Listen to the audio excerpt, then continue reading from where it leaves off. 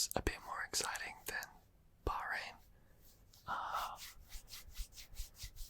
We're not there yet, guys, are we, in the season where it's super competitive and there's lots of overtakes and stuff going on, but it was better. Red Bull finished 1-2. We kind of expected that. I was stoked to see Charles get on the podium. Piastri in 4th was well fought and he did well. Behrman, that was so good, coming 7th. Pump for him.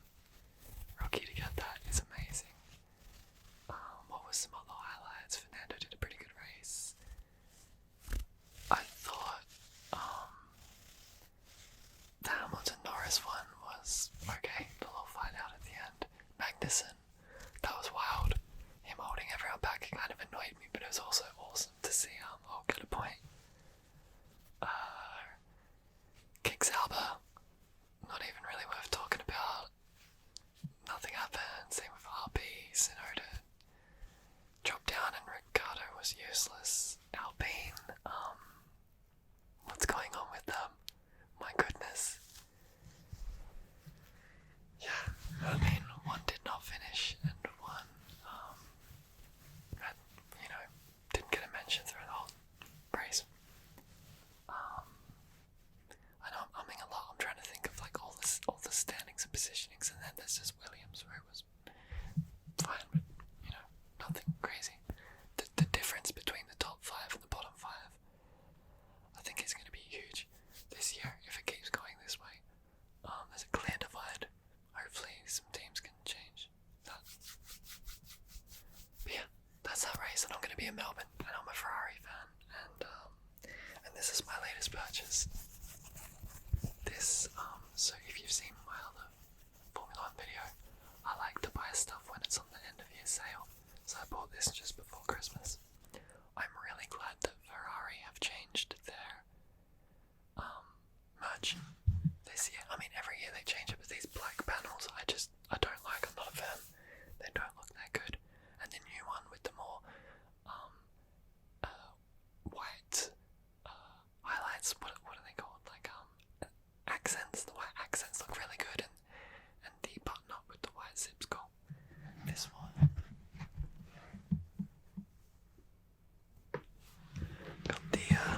got Charles' number. It's probably a good thing. Paul Sainz getting the flag. So at least this won't go out of date, unlike which I showed in my first ever video. Alpha Tauri. This is out of date now. This is a history piece.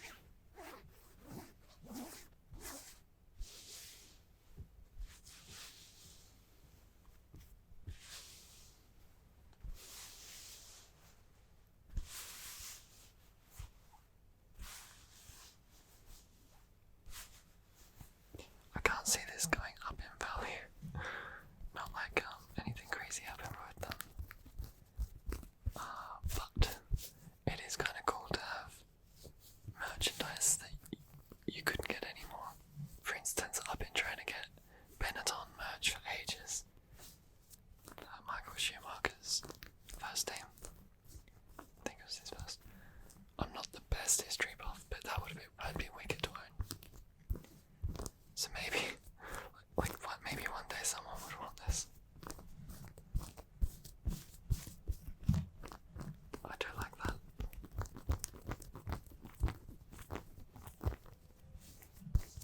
Now going back to the Melbourne Grand Prix. If it's anything like last year, it's going to be a blockbuster. Last year there were 3... Was there 3 red flags? Or safety cars? 3 something, which was huge. The restarts were crazy and stupid and awesome. Some good overtaking. Yeah, it was a good race to see. I'm really looking forward to it. I don't know who's going to have the best package other than Red Bull. Who's going to be... Essentially, we're just talking about now who's going to be second and third, right? Unless Perez doesn't get a good start.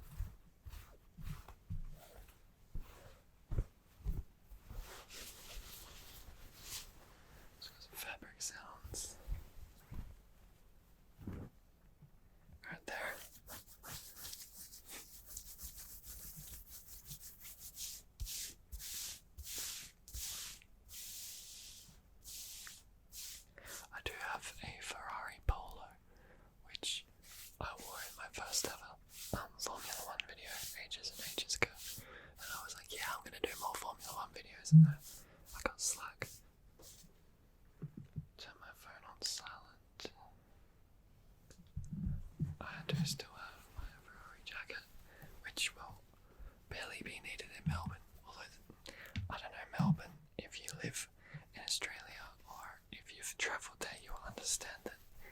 has 4 seasons in a day. So I actually might need this. This is just from the Puma store 2 years ago. Pretty clean looking.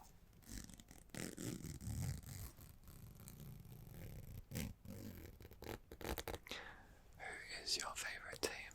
And then who is your favourite driver? So mine's Ferrari. Obviously. I picked Ferrari from when I watched Schumacher drive for them. Then I had a big break from really watching Formula 1. And then I got back into it. Drive to Survive didn't get me back into it. It did get a lot of people back, which is awesome. But my mate Andrew was watching it, and I was watching it. The Australian Grand Prix a few years ago. Basically, we were texting each other throughout. That was it, I was hooked. My favourite driver is Charles, and then after that, I'm always going for Piastri, love an Aussie. Ricardo, if he was doing well, it would be easier to go for him, but I want him to do well. I know Lawson kind of deserved that seat more than him in a way. But yeah, such is life. Lawson will get a seat at some point, and I have got so much respect for that guy after what he did. And I know he's in New Zealand, not an Aussie, but I loved him. Jack doing an F2, I'm hoping, well, he's not in F2 now, he's just Alpine's reserve driver. I think, if I remember correctly. If he's in F2, I don't watch F2 often, so if he is, I apologise for not knowing that. But I'd like to see him get up, just see another Aussie in there. And I like Albon, I really want to see him succeed. Don't mind Hulk. I like Norris, but yeah, now that Piastri's on his team, I'm going for Piastri over Norris. And yeah, I don't hate any driver, I like watching the sport.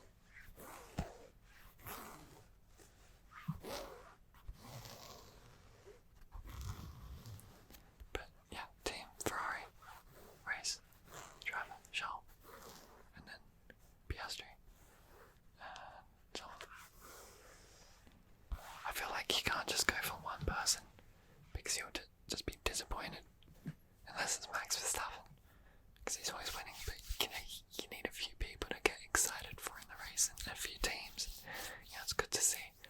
Like I say, Kix Albert is useless and not worth talking about, and yet I would love to see them in the points just to see something different. I am looking forward to Audi coming in. I think that's going to be sick. I think Science... So, did I say this in another video the other day? Whatever was that again? I think Science goes to Mercedes for a year and then goes to Audi. Why do I say that? I heard on the grapevine online that Mercedes have a driver in mind for the next within the next 2 years. So if he just did a 1-year contract and then went to Audi, that'd be a good name for Audi to have. That's what I think anyway. And just keep Alonso at Aston and see what he can do. So now let's throw in Steiner book, Surviving to Drive. I read this about a month ago. I started it just before or just after he got the boot. Maybe after. Yeah, what do people think about that? I know it's old news now, but mildly improving. I don't know if that's got to do with him already going or what. But it's a good read. It's literally like what he's like in Netflix or in person.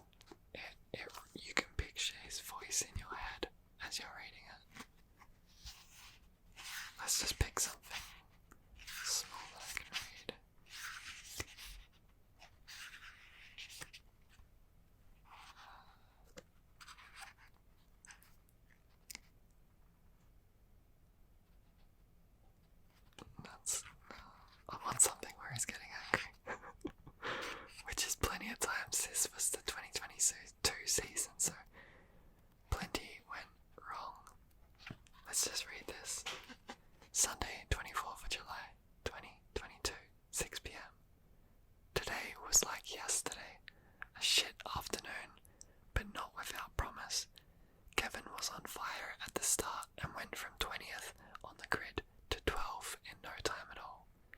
Then the safety car came out, which is when it all went to shit. Every car except Kevin's and Mick's was on a one-stop strategy, so when the safety car went out they all got a free stop. Sue then made contact with Mick, who spun and never really recovered, and Kevin collided with Latifi, which spelled the end of his race. On the plus side, the car once again showed that it's fast. We just need to regroup now and hope that Lady Luck comes back to me soon.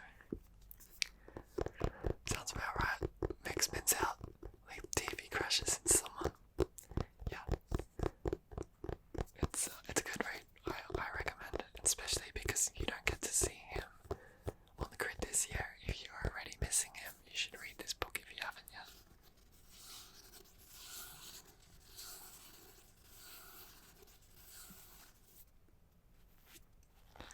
What do you think about Alpine, and do you think them not having Otmar, I feel like I got something in my eye, them not having Otmar is helping them, hindering them?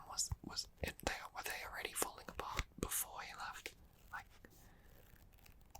I wonder if he's just looking at it and thanking his lucky stars he's not there. Best decision Alonso could have ever made.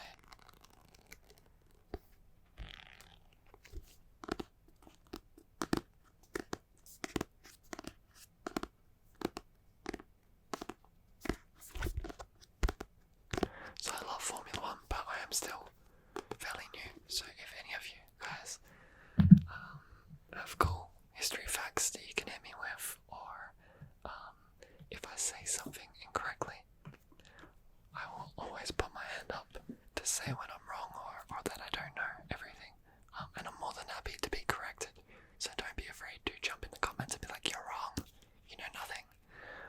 You can always teach me more. I'm all for that. Here's another book. This is How to Build a Car by Adrian Newey.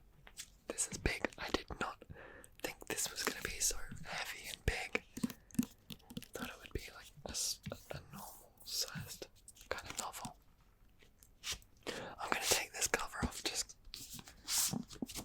because I said in one of my book videos the other day that covers on hardbacks get annoying.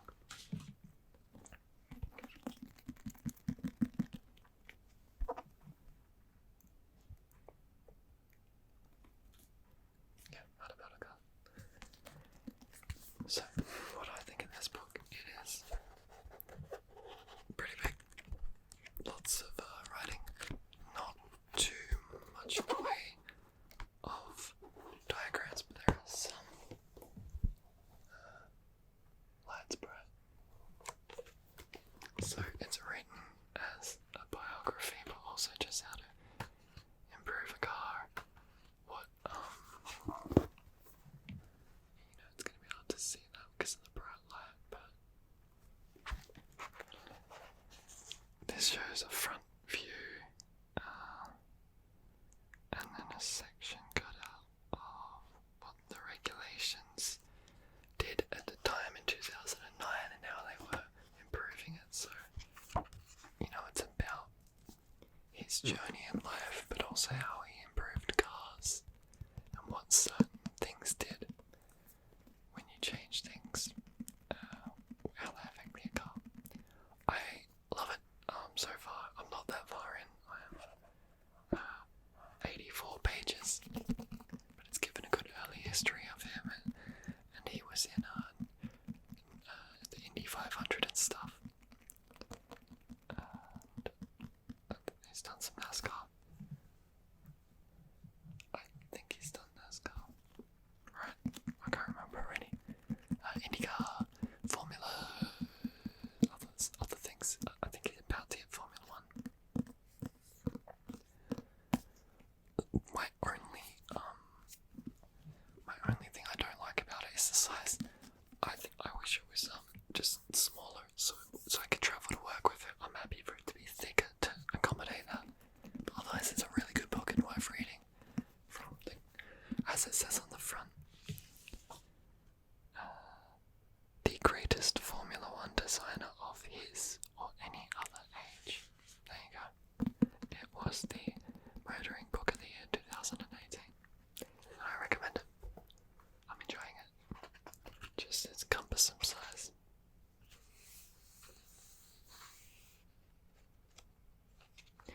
Oh, I just opened the saddest chapter, chapter 48, back to 1994, and in the aftermath of Ayrton's death, we at Williams were zombified.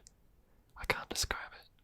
You feel as though your lips are moving, and your legs are taking you places, but you're not particularly conscious of the words that are coming out of your mouth, or why you've gone from A to B. Life is viewed as if through a screen. That's sad. Sorry guys to bring the mood down. But give it a go. I got it on Amazon because it was on sale. But maybe it's in your local bookshop or library. Worth a read.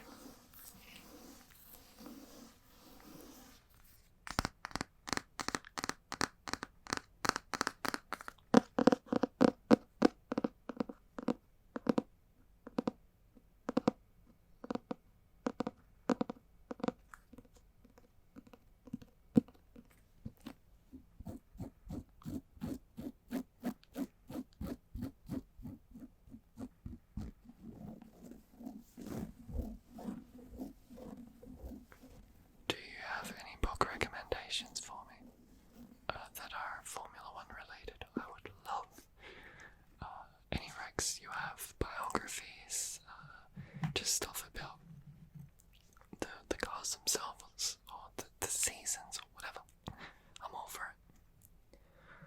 Let's get off the books for a minute and pull out the McLaren match. I said I'm Ferrari first, and then I'm Piastri. Now this isn't Piastri, this is just McLaren, but you know, I don't feel like, I feel like you can have your main team, but you can support more than one team, and it was nice to get this. It was a present from my brother, and it fits really nicely, and it's so soft, and it looks cool.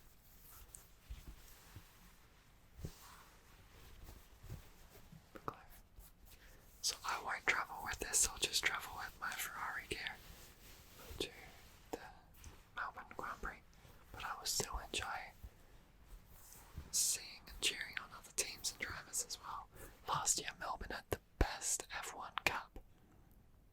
White, and it had the track on the side, and it looks sick, and I'm going to buy that on Sunday. Sold out.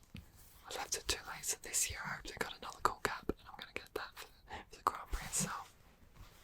I don't think I'll buy anything else. The gear is so overpriced at the track. So overpriced.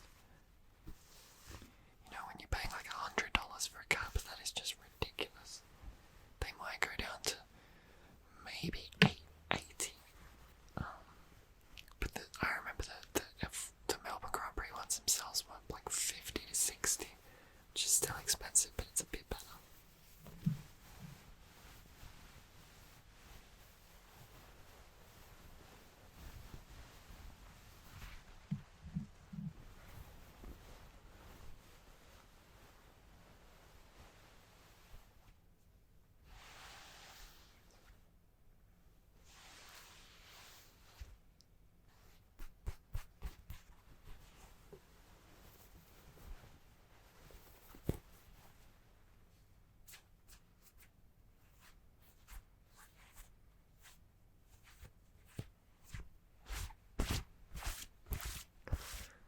Do you have any merch at home?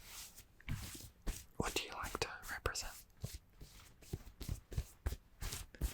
And do you have any predictions for Melbourne? Can we get both Aussies in the points? I'm going to say no. We have...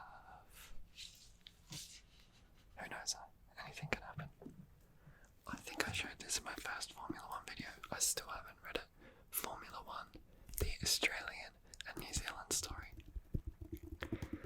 With Melbourne there. So even if I showed this in my first video, I've got to show it again. Because the Australian Grand Prix is coming up. Now, I heard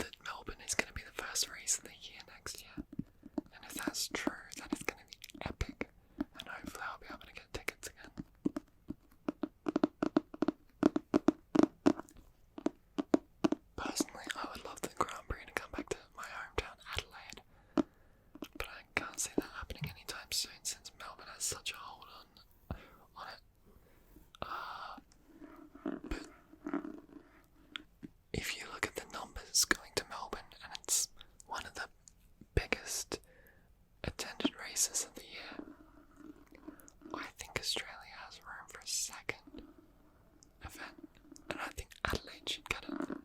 I think that would be epic if you could have Adelaide and Melbourne. That'd be all time.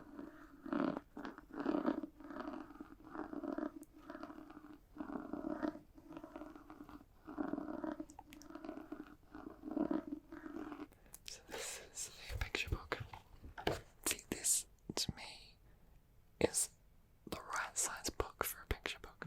Adrian knew he's not having that many pictures, was too big. You can see.